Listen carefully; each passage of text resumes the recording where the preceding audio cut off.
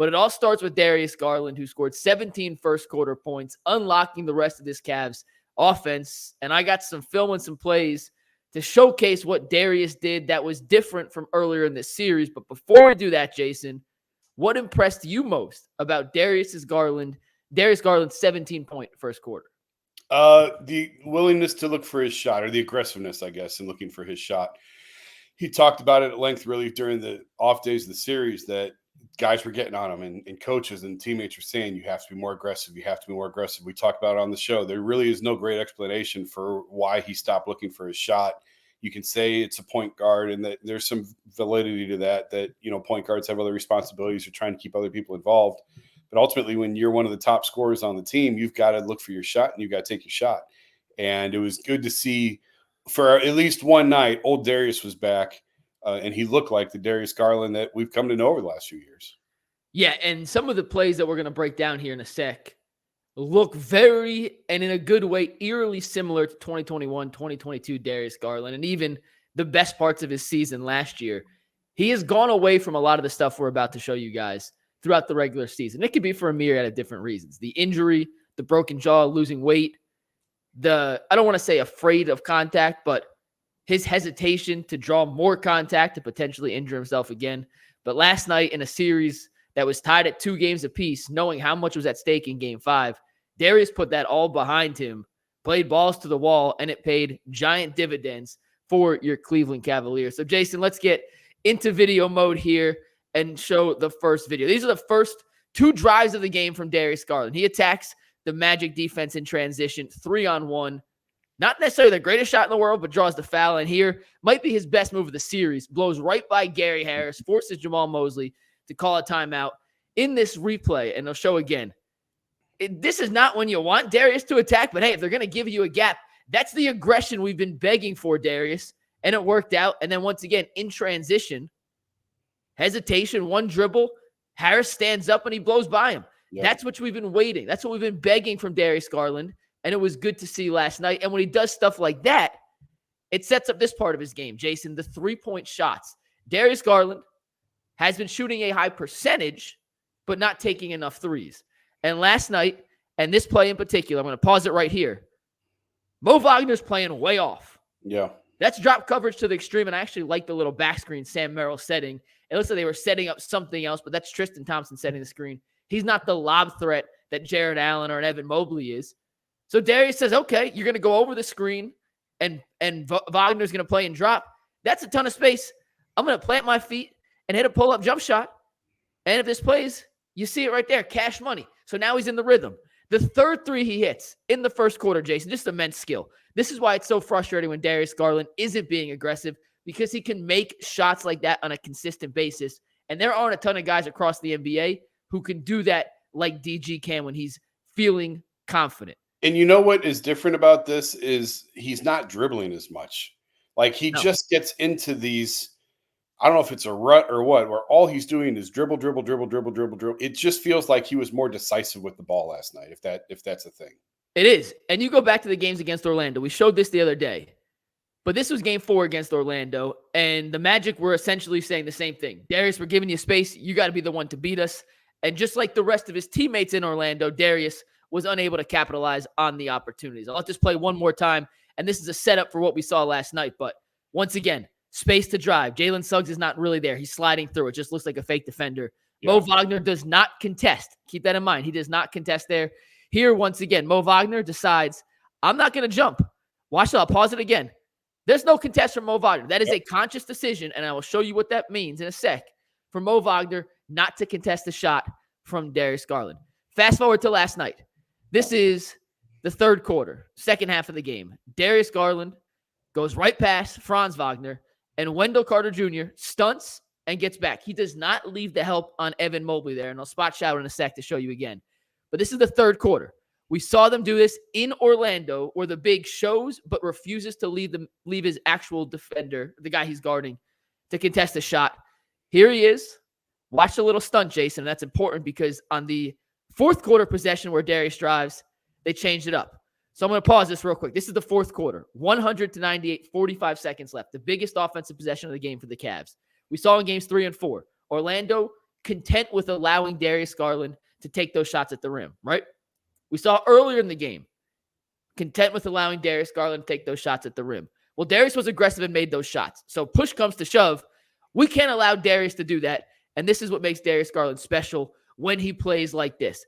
Drive, Carter Jr. leaves Mobley, steps up to contest, and that's a hell of a pass from Darius Garland. I'll freeze frame it again here. You'll see Wendell Carter Jr. right there. Yep. He make the decision. Am I going? Am I not? Am I going? Am I not? He decides to go. And Jason, I'll let you talk over this. This is going to replay the two plays again. But within the same game, you see two separate coverages from Wendell Carter Jr. in particular on how he had to guard Darius Garland. And it's a direct correlation to how aggressive he was in the first quarter. And we've seen, and like that's the give and take of the playoffs. So if a guy's getting hot like that, you have to change the coverages, and good on Darius to recognize it, see him coming, and then find Mobley, because in the first quarter that wasn't there. In the first quarter, Wendell didn't leave him. But in the fourth quarter, he does. It just felt like Darius was locked in last night. It felt like he was seeing everything well. We've seen so many times in this series where it just didn't look like he was seeing it. You already showed some of the passes in Orlando that it was like, what did you see there? What were you trying to accomplish there? And I think you said it well. Just the aggression off the rip makes everything else flow for him. Yeah. So he scored 17 in the first quarter. And that's awesome. Now he scored 6 points the rest of the game. You need to see that aggression throughout. Orlando shifted coverages. They put Jonathan Isaac on him in the fourth quarter, which is the ultimate sign of respect. Jonathan Isaac is 6'10" with a 7'4" wingspan, guarding 6'1" Darius Garland. And that's going to create mismatches elsewhere. Yeah. But to J.B. Bickerstaff's credit and the coaching staff's credit, Donovan Mitchell is typically a two guard. He can play a little bit of one, but he's typically a two guard. Jason, Darius, more traditional one. And they've told us time after time after time.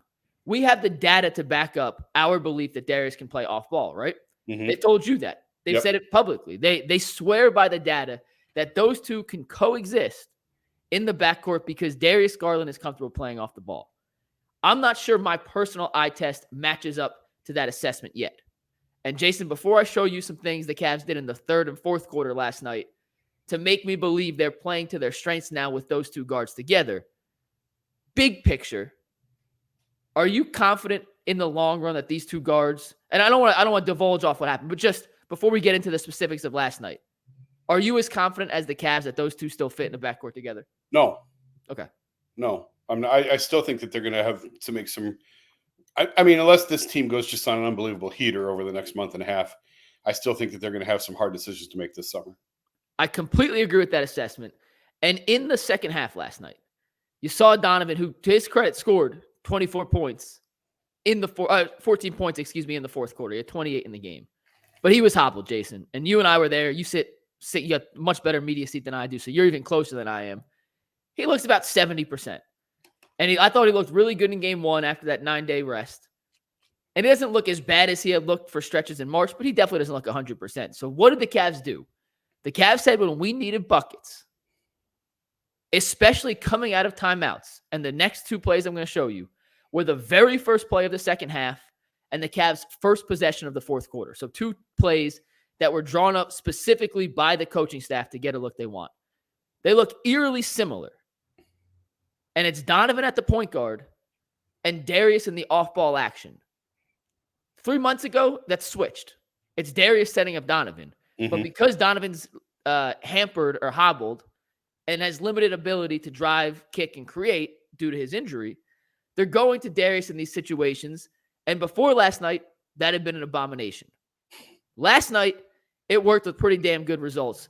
And Jason, these are back-to-back plays, and I'll show you in a sec. This is the very first possession of the third quarter.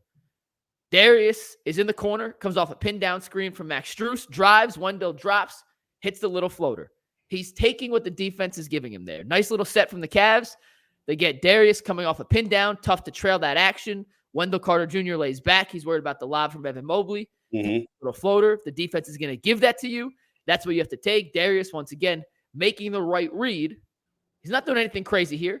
Wendell Carter Jr. steps up. You throw the lob. He stays back. You take the floater. That was the very first possession of the third quarter. I'm going to show you the first offensive possession of the fourth quarter. You ready for this, Jason? Yeah. I'll let you describe it because it's going to look awfully similar. But here it is. First possession of the fourth quarter. Same exact action. They set it up a tiny bit differently. Yeah, but the exact same action. Let's get Darius coming uphill. This time it's Joe Ingles. He tries to hedge. Darius reads it instinctually. Mo Wagner's in drop coverage, hits the little floater. Yep. How many times have we been asking Darius, hey, where'd the floater game go? Where's the mid-range game? Because that's what the defense is giving you. It hadn't been there. Last night, he's reading the defense quick, making the right decisions. And when he's playing fast and instinctual like that, Jason, I think that's the best version of Darius Garland. It's just making shots. Like you showed the clip earlier of blowing the layup at Orlando. Like that should be his bread and butter. That should be a money shot. And I know like mid-range has gone away and it's threes or layups right now, but across the NBA. But this is a good action for him that should be there all the time. For as pick and roll heavy as the Cavs are, that's the type of action that should always be there, available to him. And they can set this up 100 different ways. Yeah. It's just an inverted, or not inverted, but a side pick and roll coming off a handoff. Like, same thing with the first play in the third quarter. It's not a crazy, tricky set, but when you're creating movement and you're forcing the defense to follow you along, it's harder to get your feet set and be in the right position on switches. And it puts big guys like Wendell Carter Jr. here in a disadvantage where you have to pick your poison. Yeah. The Cavs last night, time and time again, ran some things that they've run throughout the series. It's what they executed more cleanly yesterday. And that starts with A, Darius being aggressive, so you have to force two defenders to at least pay attention to him. And B, as simple as it sounds, Jason, they made jump shots. Yeah. Like, I know it sounds crazy, but a lot of times it is truly as simple as that. So Darius being aggressive opens up opportunities for Donovan, for Strus, for Mobley when Jared Allen comes back. It opens up all that, and we'll wrap up the Darius part of the show with this. Were you in Donovan's press conference, or did you go to the locker room after? I was in the locker room. I heard the first question, I think, and then I went to the locker room. So somebody asked, I forget who asked the question, when Darius is aggressive, how does that impact you? Yada, yada, yada. And then the follow-up was, well, what'd you tell Darius after today's game? And Donovan said, he looked at the box score. He goes, Darius took 16 shots. I like it. But the first thing I do when I see him after this is I'm going to tell him, shoot the ball more. Like, be even more aggressive. So 16 shots, 9 of 16, 3 of 5 is awesome. For the Cavs to be at their peak, they need even more aggression from Darius Garland, especially if Jared Allen's not going to be on the court. I don't think 20 shots is too much for Darius. Do you? I don't think it's 20. No. I don't think it's not at all. I think that's right in the wheelhouse for him personally. Yeah, I do too. And again, it's a little wonky when it's your point guard, but Kyrie was like that. When Kyrie was here, Kyrie was one of the top primary scorers and taking 20, 22, 24, 25 shots a night. So, yeah, I think if you have Darius around 20 shots, if he's running the pick and roll game, if he's making those floaters in mid-range, you got a really good chance of winning those nights.